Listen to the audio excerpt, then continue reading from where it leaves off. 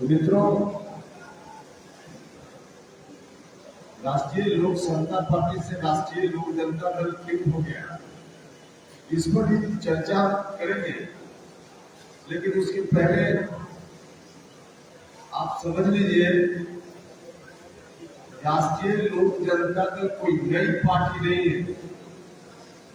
राष्ट्रीय लोक जनता दल राष्ट्रीय लोक समता पार्टी का ही नया संस्करण है, एक बदला हुआ नाम है। पार्टी बिल्कुल वही है तब थी, और सिर्फ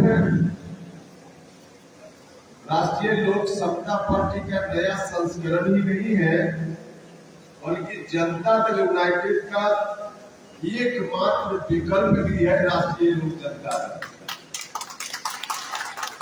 जब हम लोग राष्ट्रीय लोक समता पार्टी चलाते थे, उस वक्त भले हम लोग की आवश्यकता राष्ट्रीय लोक समता पार्टी थी, लेकिन आम लोगों के लिए उतना आवश्यक नहीं था। आज की तारीख में आम लोगों के लिए राष्ट्रीय लोक जनता दल की नितांत आवश्यकता है, और ऐसा इसलिए कि तब जनता दल यूनाइटेड भी सक्रिय रूप में काम कर रहा था। जो बात हम लोगों से कहते थे, वही बात जनता दल यूनाइटेड के लोग भी कहते थे। नीतीश कुमार जी का नेतृत्व था तो लोग उनके साथ ज्यादा होते थे, हम लोगों के साथ कम होते थे। लेकिन आज की तारीख में जनता दल यूनाइटेड धीरे धीरे अब समाप्ति के कगार पर है। जनता दल यूनाइटेड का अस्तित्व भी लगभग समाप्त है। वैसी स्थिति में कोई एक पार्टी तो चाहिए जो जनता दल यूनाइटेड या हमारी तब की पार्टी राष्ट्रीय लोक समता पार्टी जो चाहती थी, उसके अनुकूल, लोगों की इच्छा के अनुकूल कोई पार्टी तो उस जगह को भरे। तब उस जगह को भरने का काम जनता दल यूनाइटेड करता था। आज जनता दल यूनाइटेड धीरे धीरे समाप्त, दूसरी पार्टी जो उस जगह को भरने का भी काम करेगी, वही पार्टी राष्ट्रीय लोक जनता दल। आज देख रहे हैं जिस तरह से संकट समाज के ऊपर आया। जातीय जनगणना की रिपोर्ट सरकार ने जारी की, उस रिपोर्ट में जितनी खामियां हैं, उन खामियों के खिलाफ कोई बयान भर देने के लिए कोई एकाध व्यक्ति बयान देना चाहता है, लेकिन कोई भी पार्टी मजबूती से इस विषय को हाथ में लेने का काम कर रही है। कोई पार्टी नहीं कर रही है। सिर्फ एक पार्टी जिसका नाम राष्ट्रीय लोक जनता दल है, यही पार्टी लोगों के इस मौजूद सवाल को अपने हाथ में लेने का काम कर रही है। और जिस तरह से जातीय जनगणना में जो कमजोर वर्ग के लोग हैं, खास करके उनके साथ एक तरह समझिए कि कहने के लिए न्याय की बात, लेकिन पूरे तौर पे अन्याय का काम हो रहा है। ऐसा सिर्फ हम नहीं बोलते या कुछ लोग के मन में सिर्फ शंका है, ऐसा नहीं। शंका तो स्वाभाविक है, क्योंकि जो आंकड़ा जुटाया गया है, बहुत सारा गांव जहां कोई कर्मचारी गया ही नहीं। जब से जातीय आंकड़ा सरकार ने जारी किया, लगातार लोग हर जगह से हम लोगों से बात करके कहते हैं कि हमारे गांव में कोई आया ही नहीं, हमारे टोला में हमसे कोई पूछने ही नहीं आया, तो जातीय आंकड़ा कैसे निकाली जाए। और सिर्फ जातीय आंकड़ा ही नहीं, इसके साथ आर्थिक आंकड़ा भी जुटाने की बात सरकार कर रही है। आर्थिक आंकड़ा भी जुटाना ही था, यह बात सही है। लेकिन ठीक है कि जातीय आंकड़ा मेरे आपके गांव में कोई व्यक्ति गया हो और हम नहीं रहे हो, तो वहाँ अड़ोस पड़ोस के लोगों से पूछ करके मेरी जात के बारे में या मेरे परिवार में कितने लोग हैं, उनकी संख्या के बारे में तो हमारा पड़ोसी भी बता दिया होगा, यह संभव है। लेकिन कितनी हमारी संपत्ति है। हमारी संपत्ति गांव में भी है कि गांव से बाहर भी है। हमारी संपत्ति पटना में भी कोई मकान है, दिल्ली में भी कोई मकान है। हमारे ये गांव में भी कितना पैसा है, इसकी जानकारी किसी दूसरे व्यक्ति से कैसे मिलेगी? इसकी जानकारी तो वही व्यक्ति दे पाएगा जिसका वो मामला है। तो कहीं किसी से इस तरह की जानकारी इकट्ठी नहीं की गई, और जब ऐसी जानकारी नहीं इकट्ठी की गई तो आर्थिक आंकड़ा इनके पास कहां से आ गया? तो स्थिति आज बन रही है। भाइयों और मित्रों, एक अभी 2 दिन पहले अखबार में खबर छपी थी और उसके अनुसार सरकार ने अभी जो जातीय आंकड़ा जुटाया, इसके अतिरिक्त 2015-16 में संख्या बताई गई और आज जो संख्या बताई जा रही है, मात्र 5-7 वर्षों में जमीन आसमान का फर्क है। 2-3 जातियों का आंकड़ा मैं आपके सामने प्रस्तुत करता हूँ। एक है बहेलिया जात। बहेलिया जो पक्षी मारने का काम पेशा के तौर पर जिस जात के लोग करते हो, बहेलिया की संख्या उस वक्त मतलब 2015 में सरकारी आंकड़ा के हिसाब से ही 67,535 था। ठीक से सुनिएगा, बहेलिया की संख्या 2015 में 67,535 था और अभी जो जातीय आंकड़ा सरकार ने दिया है उसमें मात्र 8,026 है। बताइए कहा 67,000 और 5-7 साल में उसकी संख्या घटकर हो गई 8,000। चंद्रवंशी समाज, जिसको अलग अलग इलाके में कहा जाता है, चंद्रवंशी लोगों की संख्या उस वक्त 2015 में 30,32,800 थी। 30,32,800। अभी जो सरकार ने आंकड़ा लिया है उसमें 21,55,644, मतलब 9 लाख लोग चंद्रवंशी समाज के इन 5-7 वर्षों में कहां चले गए, अब सरकार को बताना चाहिए। मालाकार, उसको माली भी कहा जाता है, माली लोगों की संख्या 2016 में 13,15,465 थी। 13,15,465 और अभी जो सरकार ने आंकड़ा जारी किया है इसमें 3,49,285। बताइए 13 लाख से 3 लाख पर मालाकार माली लोग चले हैं। तो इतने 5-7 वर्षों में इस तरह का आंकड़ा, और 5-7 वर्ष पहले भी जो आंकड़ा जिसकी हम चर्चा कर रहे हैं वह आंकड़ा भी किसी हमने आपने नहीं तैयार किया, वह आंकड़ा भी सरकार के उसी सामान्य प्रशासन विभाग ने ही एकत्र किया था जिस सामान्य प्रशासन विभाग ने अभी जातीय आंकड़ा जुटाने का काम किया। तो दोनों आंकड़ा सरकार का है। अब बताइए इस सरकार के आंकड़ा के हिसाब से ही इन लोगों के साथ अन्याय हो रहा है कि नहीं हो रहा?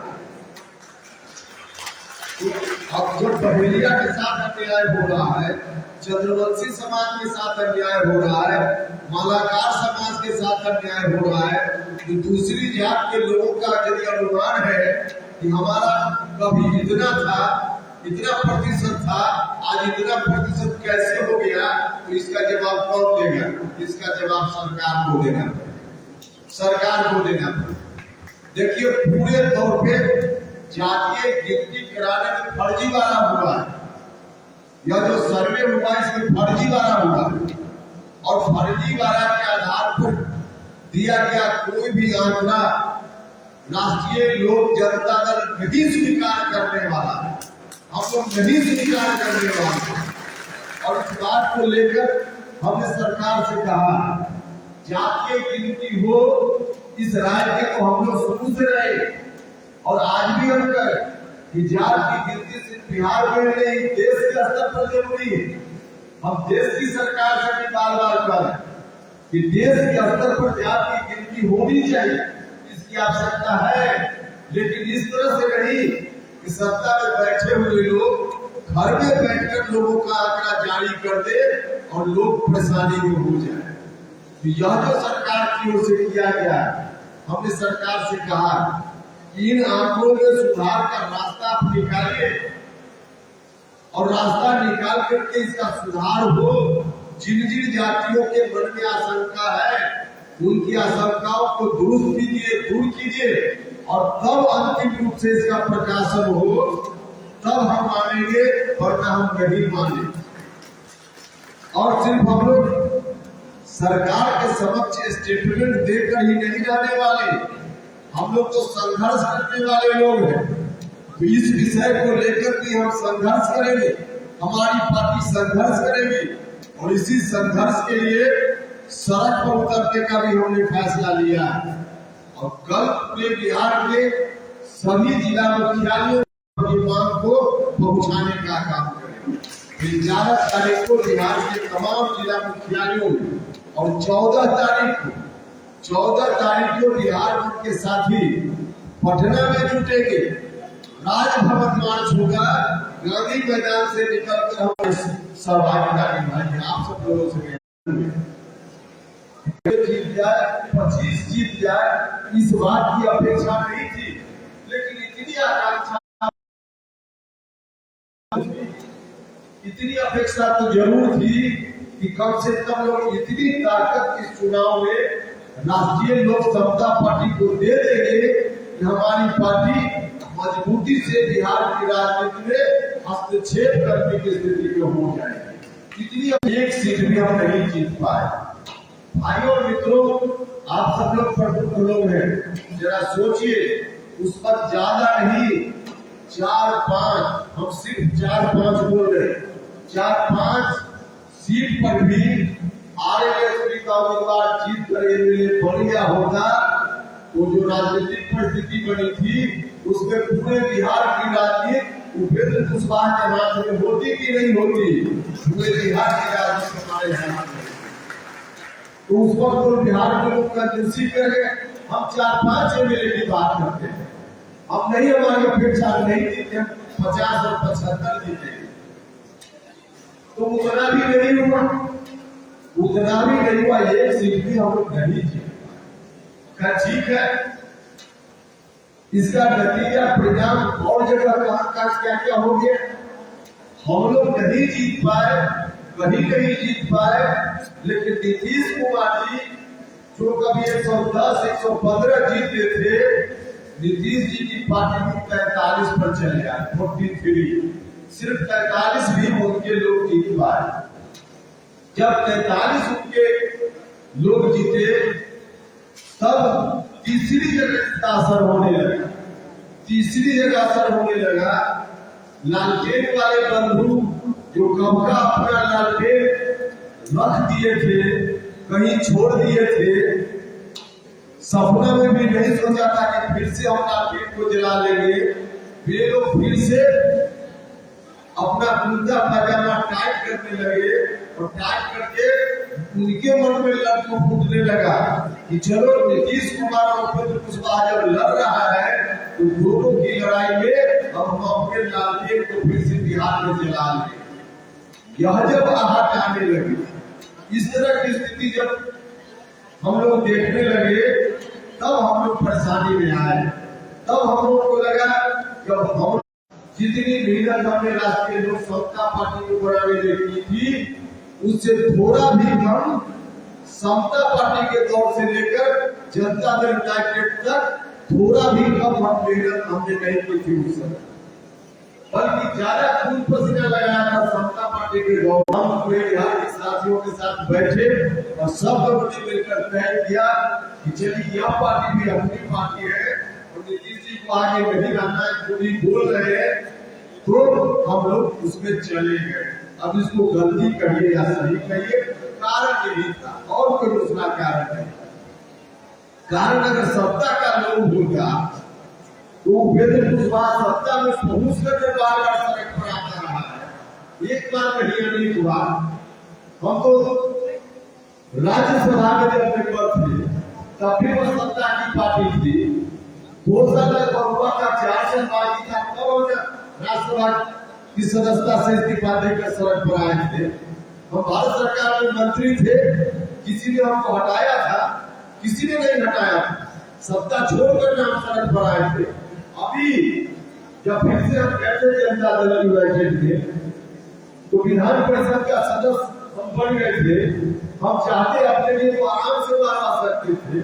सत्ता लोभ की बात होती तो हमको कहाँ दिक्कत थी? हम तो आराम से चले ही गए थे। सत्ता ठंडा घर में भी जगह मिल गई थी। अगर हमको वही रहता तो हम आराम से वहां रहते। लेकिन मुझको लगा कि अब ऐसी परिस्थिति में जब नीतीश कुमार जी ने खुद ही कहा दिया और जब हम लोग गए थे नीतीश जी के साथ अभी विलय किया था, तब सपने में भी हम लोगों ने नहीं सोचा था कि नीतीश जी जिनका भी पूरा का पूरा राजनीतिक जीवन आरजेडी के विरोध पर ही का पूरा राजनीतिक जीवन टिका हुआ है। समता पार्टी की स्थापना ही हुई थी आरजेडी के आतंक और पखंड के खिलाफ। और पहले की बात तो छोड़ दीजिए, 2020 जो विधानसभा का अंतिम चुनाव हुआ है अभी के पहले, उस चुनाव में भी नीतीश जी का क्या नारा था? गांव गांव में जाते थे तो क्या बोलते थे? चुनाव के समय 15 साल बनाम 15 साल की बात करते थे। आरजेडी के समय का जो खौफनाक मंजर था उसी को याद दिलाकर जनता से नीतीश जी ने 2020 में भी वोट लेने का काम किया। तो पूरा का पूरा उनका भी राजनीतिक जीवन आरजेडी के विरोध पर ही था। हम लोग सपना में भी नहीं सोचे थे कि यही नीतीश कुमार जी कभी सर के बल खड़ा हो जाएंगे और आरजेडी के समक्ष सीधे जाकर सरेंडर कर का जो शहजादा है उस शहजादा को बिहार का अगला नेतृत्व देने की बात करने लगेंगे। कभी सपना में भी हम लोगों ने नहीं सोचा। तो हम लोग चले गए उनके साथ। लेकिन जब नीतीश कुमार जी ने सीधे तौर पर फरमान जारी कर दिया, फिर नीतीश जी ने ऐसा ही किया और जब ऐसा किया तब फिर हम लोग विचार करना पड़ा और विचार करने के बाद एक बार फिर से निर्णय लेना पड़ा। हम आपसे कहने आए बोल की भाई आप सब लोगों ने हमेशा साथ दिया। हमने रास्ता जरूर बदला है लेकिन लक्ष्य कभी बदलने का काम नहीं। लक्ष्य बदलने का काम नहीं। आप भी यहाँ से जाते हैं कभी कभी पटना, तो पटना जाने के रास्ते में अगर ट्रैफिक जाम होता है तो बाएं जैसे दूसरा रास्ता पकड़ते ही कोई खड़े रहते हैं जब तक ट्रैफिक खत्म न हो। रास्ता बदलता है यार।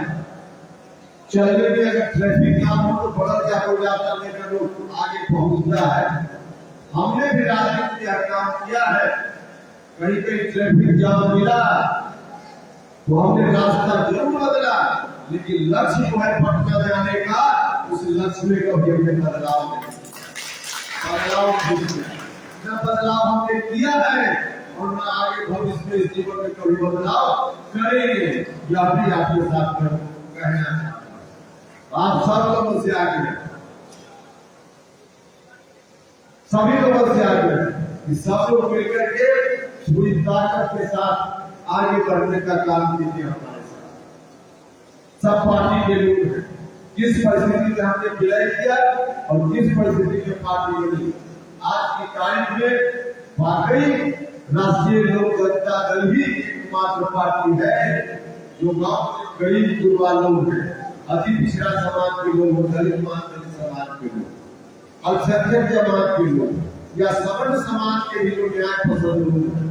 सबके लिए आशा की किरण के रूप में यही पार्टी है राष्ट्रीय लोक जनता दल। इसलिए सभी लोग आज हमारी पार्टी की ओर देख रहे हैं। मैं आपसे गुजारिश करना चाहता हूँ, जिन मुद्दों को लेकर हमारी पार्टी चलते रही है वह मुद्दा आज भी है और इन मुद्दों को लेकर हम आगे चलते रहेंगे। आपका उत्साह बना रहना चाहिए, आपका उत्साह बना रहना चाहिए। तो आपके मन में जो भी कंफ्यूजन, जो भी भ्रम की स्थिति पिछले दिनों बनी हो, उन तमाम भ्रम की स्थिति को निकालिए और फिर से एक बार भरोसा करके हमारे साथ चलिए, हमारे झंडा को लेकर के गांव गांव जाइए। तमाम जाति धर्म के लोगों से मेरी अपील है, मेरा कि सब लोग मिलकर पार्टी की मजबूती के लिए बढ़िए चलिए। निश्चित रूप से बहुत देर नहीं है, हम लोग लक्ष्य तक पहुंचे। भाई और मित्रों, अब लोकसभा का चुनाव होने वाला है। हमारी पार्टी एनडीए गठबंधन का हिस्सा बन गई। एनडीए गठबंधन में हम शामिल हो गए, लेकिन एनडीए गठबंधन में कहा किन सीटों पर कौन पार्टी लड़ेगी फाइनल नहीं। जब फाइनल होगा तब आपको भी जानकारी मिल जाएगी राष्ट्रीय लोक समता पार्टी की ओर से कहां से उम्मीदवारी होगी और गठबंधन की और पार्टी की ओर से कहां से उम्मीदवारी होगी। तय होना बाकी है, तय होने में कोई कठिनाई नहीं। निश्चित रूप से बहुत आसानी से हम लोग तय कर ले। आपसे यही गुजारिश है कि अभी से आप सब लोग मिलकर गाँव में जाइए, तमाम जाति धर्म के लोगों के बीच जाइए और माहौल बनाने का काम कीजिए, वातावरण बनाने का काम कीजिए। लोगों को बताइए कि 2024 का जो लोकसभा चुनाव होगा उस चुनाव में एक बार फिर से, चाहे आपका अलग जिला हो इलाका या फिर पूरा राज्य कह लीजिए, पूरा देश कह लीजिए, सबके लिए एक बार इस बात की नितांत आवश्यकता है कि 2024 के लोकसभा चुनाव में भारत के प्रधानमंत्री पद की कुर्सी पर नरेंद्र मोदी जी फिर से बैठे, इस बात की नितांत आवश्यकता है। इसकी बहुत आवश्यकता है। इसे लोगों को बताइए। समय पर हम लोग जब तय कर लेंगे कि कौन कौन सीट पर हमारी पार्टी, कौन कौन सीट पर और पार्टी, उस समय उसके हिसाब से फिर अभियान चलेगा। लेकिन अभी बिहार के तमाम 40 लोकसभा क्षेत्र में तैयारी मजबूती से करनी है। आप भी यहाँ तैयारी कीजिए। हमारी पार्टी की ओर से उम्मीदवारी हो अथवा एनडीए गठबंधन के जिस पार्टी की ओर से उम्मीदवारी हो, उसको जिताने के लिए मजबूती से आप सब लोग खड़ा रहिए। यही आग्रह करने के लिए हम आपसे विचार है। आप सभी लोगों के ऊपर पूरा भरोसा है कि सब लोग मिलकर के जरूर लोगों के बीच जाइएगा, पार्टी को और अधिक से अधिक मजबूत कीजिएगा, ताकि 2024 में फिर से नरेंद्र मोदी जी भारत के प्रधानमंत्री बन पाए और राष्ट्रीय लोक जनता दल भी फिर से ताकतवर बनकर उभरे और देश और बिहार के राजनीति में हस्तक्षेप करने की स्थिति में हमारी पार्टी खड़ी हो जाए। यह आप सब लोगों से आग्रह है और आपके ऊपर भरोसा है। इन्हीं शब्दों के साथ समय भी ज्यादा हो गया है, इसलिए मैं आप सभी लोगों का और जितने साथियों ने इसका आयोजन किया उनका भी हृदय से धन्यवाद करता हूँ। आप सभी के प्रति बहुत बहुत आभार प्रकट करता हूँ और इन्हीं बहुत